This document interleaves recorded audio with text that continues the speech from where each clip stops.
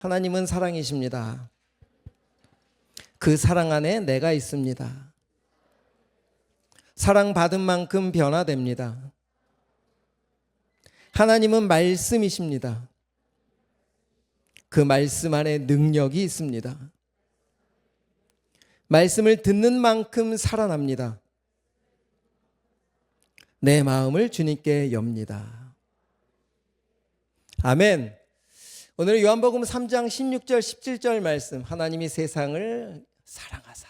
너무 잘 아는 말씀이죠. 이 말씀은 스님들도 다 암송한다는 말씀입니다. 이 말씀 안에 어떤 의미들이 숨겨져 있고, 이 정말 주옥 같은 말씀, 성경 66권의 핵심이라고도 하는 이 3장 16절의 말씀이 남의 말씀이 돼서는 안 되겠죠.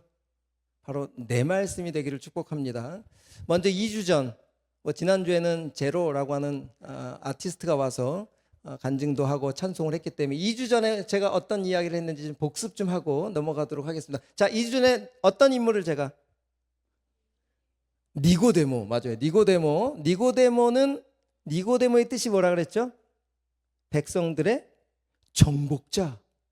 그래서 이 이름처럼 니고데모는 공부도 많이 했고 권력도 산헤드린 공의회 회원으로 71명 중에 포함된 모든 것을 가진 자였습니다. 그리고 백성들의 칭송도 받았던, 모든 남자가 바라보는 로망의 대상이었죠. 이 정도면 선뜻 무조건 결혼을 하겠다라고 하는 자매도 생길 수도 있을 만큼 많은 사람들에게 존경도 받고 가진 것, 또 권세까지도 가진 이 니고데모가 언제 찾아왔다 그랬죠? 예수님을?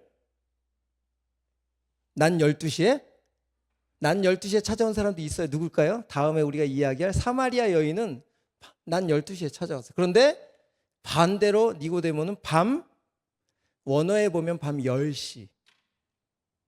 밤 10시면 모든 사람이 자는 그 시간에 왜 예수님을 찾아왔을까? 그래서 부정적인 의미와 긍정적인 두 가지의 의미로 우리가 좀 살펴봤는데, 부정적인 의미는 어땠습니까? 누쿠스라고 하는 밤이라는 단어를 요한이 조금 조명을 하면서 하나님을 떠난 모습들, 또 하나님이 없는 빈 공허한 마음, 이것을 누쿠스라고 하는 밤이라고 표현을 했다 그랬어요. 그래서 부정적인 의미로 좀 바라보면 그 니고데모가 자기가 지금 소문을 듣다 보니까 예수라는 한 그 젊은 청년이 막 표적을 일으킨다는 거예요. 죽은 사람도 살리고. 그리고 많은 사람들이 그를 막 따라다니는 거예요. 저 사람이 메시아다. 우리가 지금까지 기다렸던 메시아다. 성전에 와서도 막 당당하게 성전을 향해 정화도 하시고. 이 니고데모 입장에서는 이 사람이 진짜 메시아일까? 메시아라면 어떻게 해야 돼요? 학자로서, 바리새인으로, 구약을 잘 아는 사람으로 그와 관계를 해야 되는 거예요. 그런데 아직 확신이 안 들어. 그러니까 내가 손해를 보면 안 되는 거죠.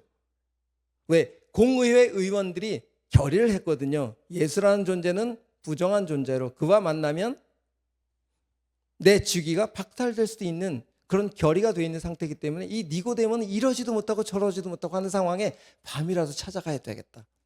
그래서 여러분들에게 무슨 의미를 좀 나눴습니까? 내가 예수님 믿으면서 좀 손해보는 일, 합격하고 믿음 생활을 좀 하면, 아니면 내가 꼭 오늘 예배를 드려야 되나?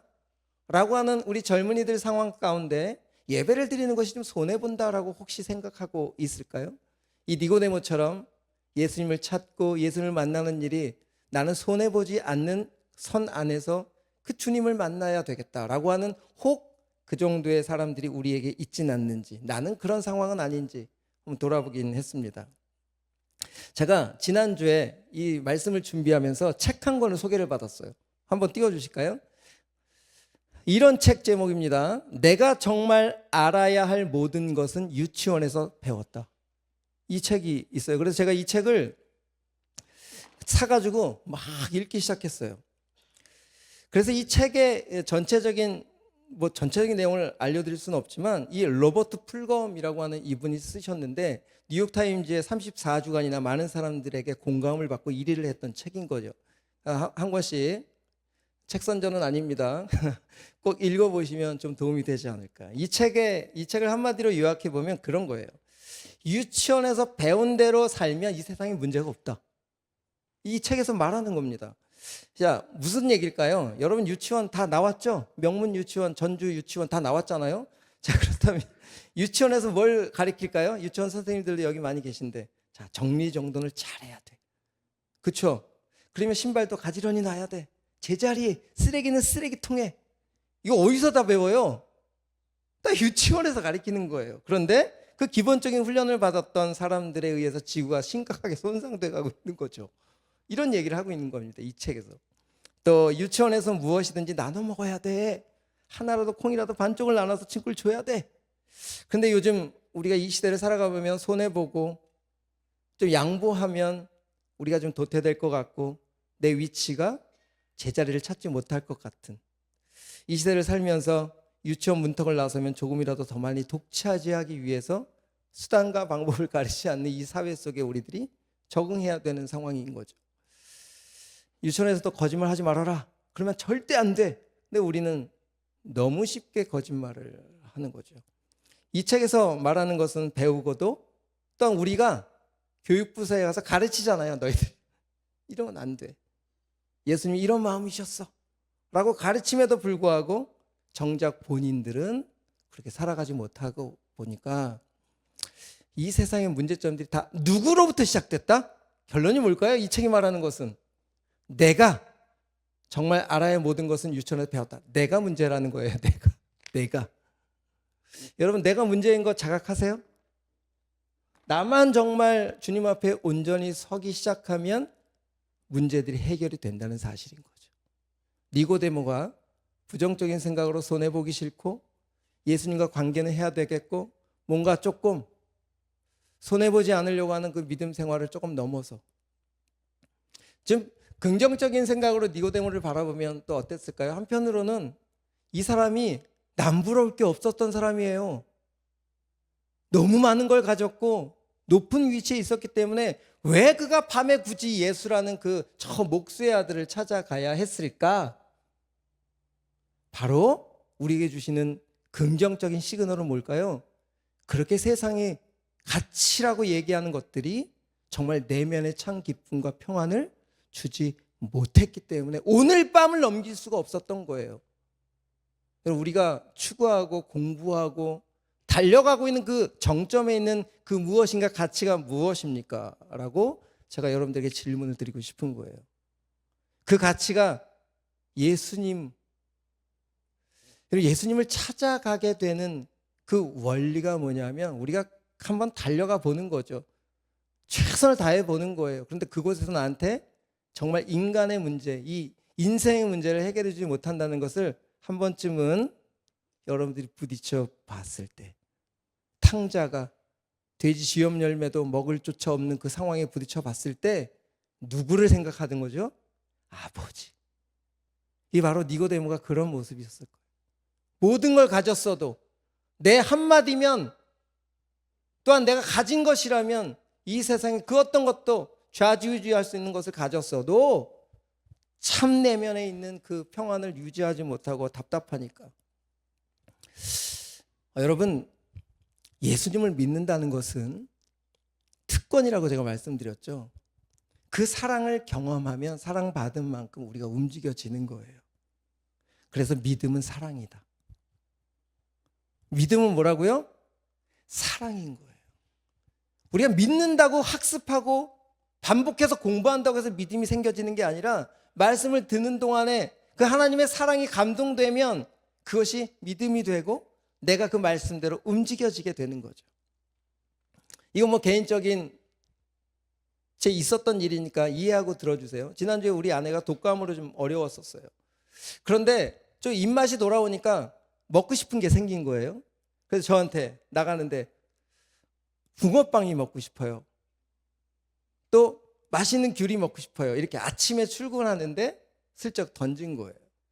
저는 정말 이번 한 주간 동안 23년도 결산과 24년도 계획과 예산안을 짜느라고 아주 머리가 딴 생각을 할 수 없을 만큼 너무 타이트하게 신경 하루하루를, 그리고 또 서울에 있는 여러 가지 역할들을 해야 되는 것들이 있어서 정말 바쁘게. 그런데 사랑은요, 기억하는 거예요. 늦은 시간이야. 6시간 막 넘어가는 거야. 오늘 한 것이 갑자기 생각이 났어. 붕어빵. 생각을 나게 하신 주님이 감사한 거지.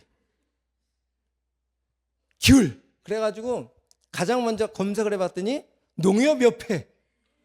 와, 그 집이 제일 맛있다는 거야. 그래서 불이 나게 달려가지고 차를 세우고 딱 갔는데 거기 우리 담임 목사님 사모님이 10,000원어치를 미리, 그분 때문에 내가 살 수 있었어요. 먼저 사시라고, 목사님 먼저 사시라고. 그래가지고 2,000원에 3개, 2,000원뿐이 없어가지고 3개 달랑 사가지고 귤 사가지고 집에 갔어요. 제가 왜 뭐 멋진 남편이다 얘기하고 싶은 것이 아니라 사랑은 움직여지게 되는 거예요. 그게 믿음의 원리인 거야. 이 니고데모 안에 우리 주님이 그것을 심겨주고 싶었어. 니고데모야, 네가 그 수많은 것들을 갖고 있었어도 정말 하나님 주신 사랑이 없다면 너는 그 내면에 채워질 수가 없어. 그래서 오늘 본문에 3장 16절 우리 한번, 오늘 본문으로 우리 주님이 대답을 해주신 거예요. 니고데모야, 하나님이, 다 같이 읽어볼까요? 시작. 하나님이 세상을 이처럼 사랑하사 독생자를 주셨으니 이는 그를 믿는 자마다 멸망하지 않고 영생을 얻게 하려 하십니다. 니고데모가 이걸 이해했을까요? 니고데모는 이해를 할 수 없었어요. 그 앞에 여러 가지 이야기도 있어요. 거듭나야 돼, 다시 태어나야 돼, 물과 성령으로. 도대체 무슨 말인지 몰랐어요. 성경을 그렇게 암송하고 공부했던 바리새인이었지만 왜 내면의 문제 하나 해결하지 못했다. 그 주님을 찾아왔더니 주님이 주신 해결책은 뭐냐? 사랑이었어요. 너가 그 해결되지 않는 것들은 정말 하나님의 사랑을 이론이 아니라 마음으로 믿어만 진다면, 그러면 네 인생은 해결될 거야. 그래서 여러분에게 제가 2년 동안 여기 온 지 이제 3년 차가 됐어요. 벌써 제가 할 수 있는 것이 무엇이었을까? 나라는 존재를 통해서 오늘 리더들한테 그런 얘기를 했어요. 이 요한복음 3장 16절에는 하나님의 이 복음, 하나님의 사랑, 독생자를 주셨다는 그 표현을 내가 어떻게 알려주지 우리 청년들한테? 난 독생자가 아니고 둘이나 있는데 독생자라는 감각도 없어. 근데 나라는 사람을 통해서 이 150명 정도 되는 우리 청년들에게 이 하나님의 사랑을 어떻게 전달해 줄까? 예수님처럼 당신이라면, 본인이라면 이 하나님의 사랑을 내가 바로 독생자야, 내가 이곳에 어떻게 왔는지 알아? 라고 지금 풀어줄 거 아니에요. 나는 예수님이 아니잖아요.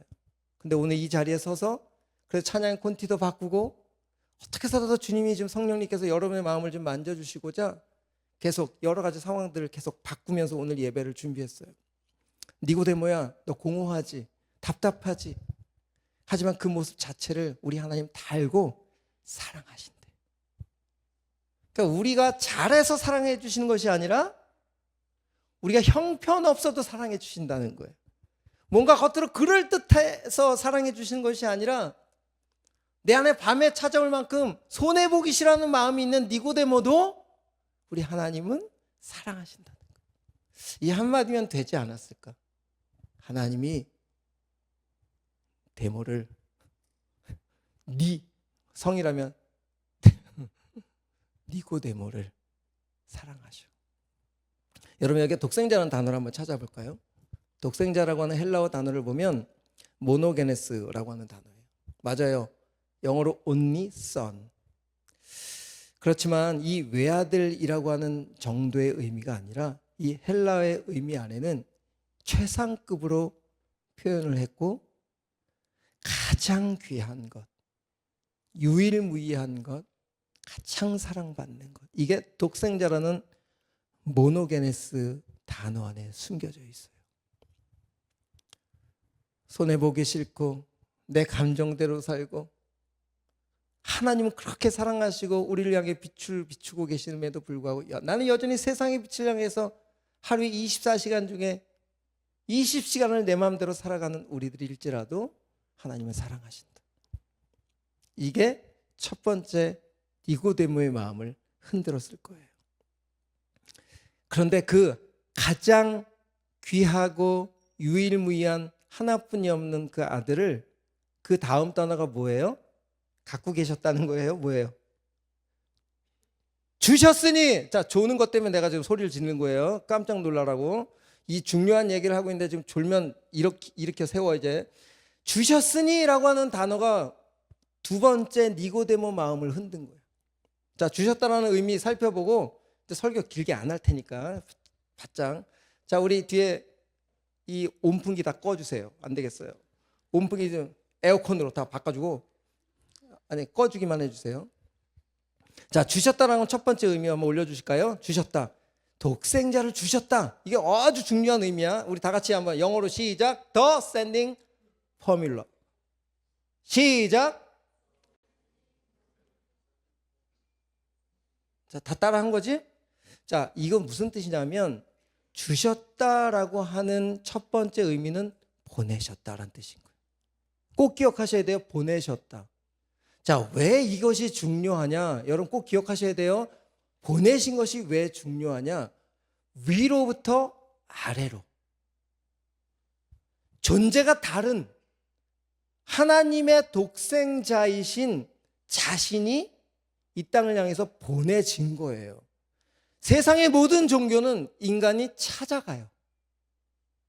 우리가 열심히 지성을 드리고 불공을 드리고 고행을 해서라도 신이 나에게 무엇인가를 해달라고 인간의 노력으로 찾아간다면 이 보내신, 주셨다, The sending formula라고 하는 이 문장에서는 하나님이 보내신 거고 찾아오셨다는 뜻인 거예요. 완전 달라요. 그렇죠? 우리의 노력이 아니라 우리는 그럴 수 없는 존재임에도 불구하고 하나님을 찾지도 않는 그런 존재임에도 불구하고 하나님 우리를 사랑하셨기 때문에 유일무이한 그 독생자를 직접 보내셨다는 거예요. 이유는 뭐예요? 사랑하기 때문에. 하나님은 이렇게 사랑을 표현해내시고 움직이시는 분이셔. 입으로만 하시는 분이 아니에요. 내가 붕어빵 막 그려서 줘. 붕어빵 먹고 싶으면 막 귤 맛있어 막 하게 그려준다. 이게 사랑일까? 직접 내가 가서 농협 옆으로 뛰어가는 거야. 내가 먼저 먹어보고 맛있나? 갖다 주는 거예요. 사랑은 우리 하나님은 우리에게 먼저 입으로만이 아니고 이론이 아니라 하늘에서만이 아니라 직접 하나뿐이 없는 아들을 보내셨다는 거예요. 두 번째, 주셨다라고 하는 의미는 다 같이 영어로 시작. The giving of formula. 무슨 뜻일까요? 내주셨다는 뜻이에요. 이 이유가 우리 로마서 3장 32절 한번 읽어볼까요? 이 내주셨다라고 하는 표현이 요 3장 8장 32절 우리 다 같이 읽어봅시다. 시작. 자기 아들을 아끼지 아니하시고 우리 모든 사람을 위하여 내주시니가 어찌 그 아들과 함께 모든 것을 우리에게 주시지 아니하겠느냐. 여러분 여기에 내어주다, 내주다라고 하는 헬라어 파라디도미라고 하는 단어예요. 자, 따라해 볼까요? 파라디도미. 디도미만 기억하세요. 이 파라디도미는 내주셨다라고 하는 의미를 계속 설명하기 위해서 요한은 요한복음 예수님의 고난 기사에 계속 이 파라디도미를 계속 사용하셨어. 특별히 26장 마태복음에도 마찬가지예요. 26장 45절 한번 볼까요? 이에 제자들에게 오사 이르시되 이제는 자고 쉬라. 보라 때가 가까웠으니 인자가 죄인의 손에 팔리는 것도 파라디돔이에요. 그리고 예수님은 죄인의 손 가룟 유다에 의해서 팔렸죠? 그것도 파라디돔이. 또 대제사장들과 장로들은 예수를 결박해서 누구에게 넘겨줬죠? 빌라도에게 넘겨주다도 파라디돔이. 그러니까 예수님은 지금 계속해서 누가 주관해서 내주셨다는 거예요. 인간의 힘, 로마 군병의 힘, 로마의 정권에 의해서 죽으신 게 아니라는 거예요. 그러면 어떻게 구원자가 돼? 하나님이 내주셨기 때문에 죽으신 거예요. 꼭 기억하셔야 돼요. 세상의 힘에 의해서 예수님이 죽으신 게 아니라는 거예요. 이것을 설명하는 거예요. 주셨으니 라고 하는 것은 하나님이 허락하셨으니 하나님이 보내셨고 하나님이 내주셨기 때문에 그분은 메시아로서 하나님의 정권을 받아 그 대사로서 메시아라는 신분을 가지고 이 땅에 오신 거예요. 우리를 구원하기 위해서. 그런데 이 땅에 40명이 넘는 지가 재림주라고 시작부터가 잘못됐잖아. 어디로부터 시작됐을까? 사도행전 2장 23절 우리 한 번 더 아주 중요한 말씀입니다. 우리 다 같이 한번 읽어볼까요? 시작. 그가 하나님께서 정하신 뜻과 미리 아신 대로 내준 바, 여기 파라디도미, 되었건을 너희가 법 없는 지 맘대로 하는 자들의 손을 빌려 못 박아 죽였으나, 뒤에 24절 보면 하나님께서 그를 살리셨다. 죽음까지도 누가 주관하고 계시다는 거예요? 로마 군병이 아니라 하나님이 내주셨기 때문에 세상에 그를 십자가에 못 박아 죽였지만 그 죽음을 하나님이 주관하셔서 우리의 죄를 대신하게 하신 것이다. 파라디돔이라는 단어가 그렇게 중요한 거예요. 그래서 요한복음 3장 16절의 주어는 하나님이십니다. 사랑도 하나님이 시작하셨고, 독생자를 주신 분도 하나님이시고, 우리에게 영생을 주시는 분도 하나님이시다. 인간의 힘으로 그 모든 것들을 취할 수 없다는 거예요. 그럼에도 우리를 사랑하셨고 여러분들을 구원하셔서 영생, 이것은 뭐 영원히 사는 그 생명을 얘기하는 게 아니에요. 하나님의 생명을 우리에게 주셨다. 하나님과 영원히 함께할 수 있는 그 생명을 우리에게 예수를 통해서 주셨다. 이것이 요한복음 3장 16절의 내용입니다. 그럼 이 내용은 누구를 향한 내용일까요? 송영훈 목사이기도 하고 바로 여러분 개인을 향한 우리 주님의 사랑 표현을 지금 하고 계시는 거죠. 이것이 하나님의 복음이에요. 이 하나님의 복음을 받은 예수님은 예수님의 복음의 역할을 감당하시는 거예요. 예수님의 복음은 뭘까요? 하나님의 뜻대로 그 힘을 가졌지만 로마 군병들을 싸워서 이길 수 있는 12군단이라는 천군 천사를 동원할 수도 있었지만 다 물리치고 십자가로 죽으신 것이 예수님의 복음이죠. 그 말씀이 히브리서 13장 12절. 우리 한번 이제 다 됐어요. 찬양팀 준비. 자, 히브리서 13장 12절. 우리 다 같이 한번 읽어볼까요? 시작. 그러므로 예수도 자기 피로써 백성을 거룩하게 하려고 성문 밖에서 고난을 받으셨느니라. 여기에 히브리 기자가 요 지금 13장에 여러분들 쭉 읽어보면 성문 밖이라고 하는 단어를 계속 사용했어요. 옛날 버전에는 영문 밖이라고도 표현하고 있습니다.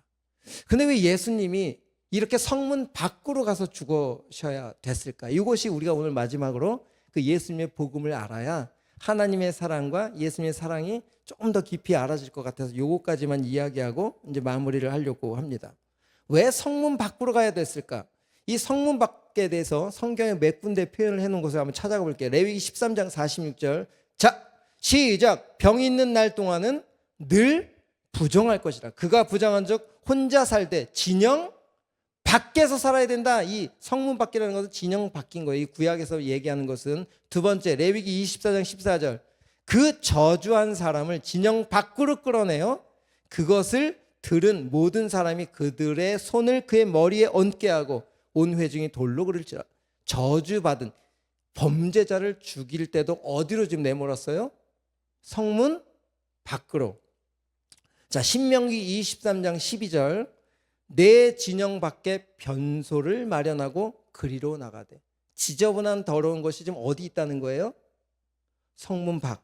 마지막 민수기 5장 2절. 이스라엘 자손에게 명령하여 모든 나병 환자의 유출증이 있는 자와 죽음으로 부정하게 된 자를 다 어디 밖으로? 그럼 지금 진영 밖에는 어떤 것들이 있는 거예요? 성문 밖에는 더러운 것들이 버려지는 곳, 살인자들이 죽음을 당하는 곳, 죄송합니다, 똥이 버려지는 곳. 그런 밖으로 우리 주님이 나가셔야 됐어요. 그 귀한 죄인이 아닌 하나님의 독생자이신 예수님이 왜 성문 밖으로 나가서 죽으셔야 했을까? 우리가 그런 더러운 존재거든. 우리의 이름을 대신 하셔야 했기 때문에 우리의 옷을 입은 거예요. 송영훈의 옷을 입고 다현이의 옷을 입고 수정이의 옷을 입고 예림이의 옷을 입고 다 불러줄 수 있어. 예수님은 우리 모든 사람의 옷을 입고 영문 밖으로 나가신 거예요. 그리고 거기서 더러움의 모든 것을 뒤집어 쓰고 십자가에 죽어주심으로 우리의 모든 죄를 대신 예수님의 복음으로 승화시켜 주신 거예요. 이것이 오늘 요한복음 3장 16절에서 말하는 하나님의 사랑입니다. 여러분 3장 17절 말씀 읽고 찬양하겠습니다. 하나님이 그 아들을 세상에 보내신 것은, 같이 읽어볼까요? 시작. 하나님이 그 아들을 세상에 보내신 것은 세상을 심판하려 하심이 아니요 그로 말미암아 세상이 구원을 받게 하려 하시며. 예수님이 오신 것이 심판하러 오셨다는 거예요? 구원하러 오셨다는 거예요? 구원, 초림. 예수님이 이 땅에 오신 첫 번째 이유는 우리를 구원하시기 위해. 근데 이제 재림하실 예수님은 어떤 분으로 오실까요? 이제 심판자로 오시는 거예요. 이미 구원을 선포하셨고 구원을 이미 다 십자가에서 이루셨고 우리 이름으로 이미 영문 밖에서 다 죽으셨고 이미 모든 것을 해결해 놓으셨어요. 그럼에도 그 사랑을 깨닫지 못해서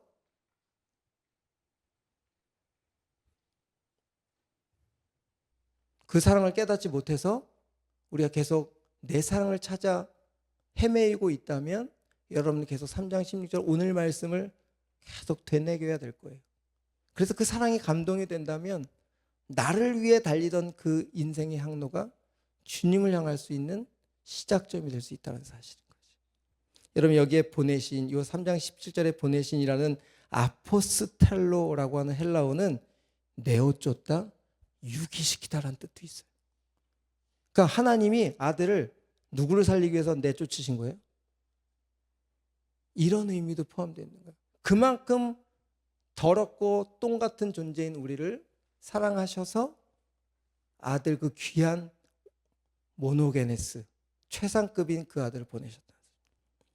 여러분 이 말씀이 깨달아지고 난 다음에 제 앨범에 타이틀곡이 나온 거예요. 하나님은 사랑이시라. 많이 들어주세요. 오늘은 여호와께 돌아가자라는 찬양을 합시다. 고멜을 향한 우리 호세아의 마음을 좀 함께 나누면서 찬양했으면 좋겠습니다.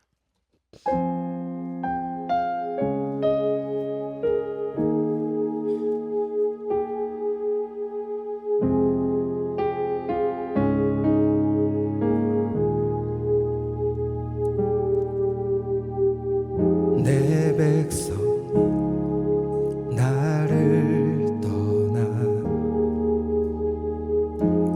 돌아갔지만 다 같이 해요. 내 사랑이 내 백성을 포기 못하니 내 모든 것 내어주고 나 그들을 얻으리라. 여호와께 돌아가자. 그는 돌아서도 그는 변치 않네. 여호와께 돌아가자. 우린 넘어져도 그 사랑 영원하네.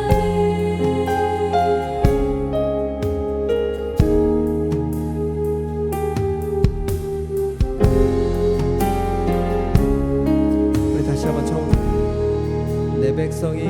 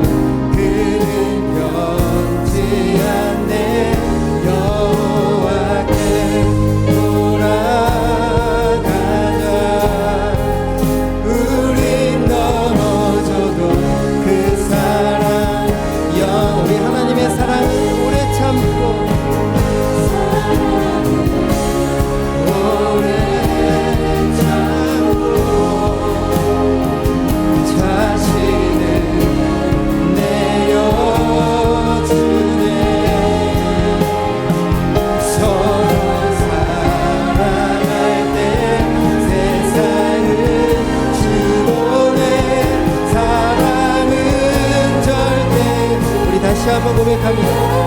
사랑은 오래 참고 사랑은 오래 참고 자신은 내어주네 서로 사랑할래 세상은 즐거워해 사랑은 절대지 여호와께 돌아가겠습니다.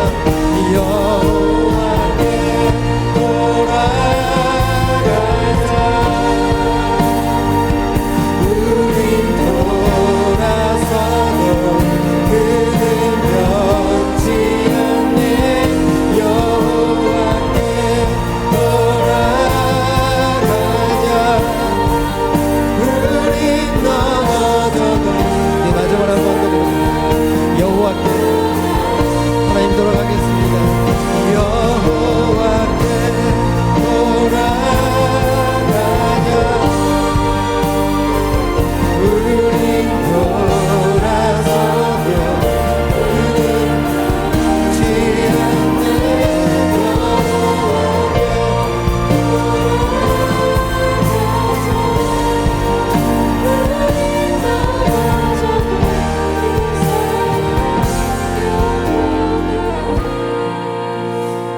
우리 시간 좀 이렇게 기도했으면 좋겠습니다.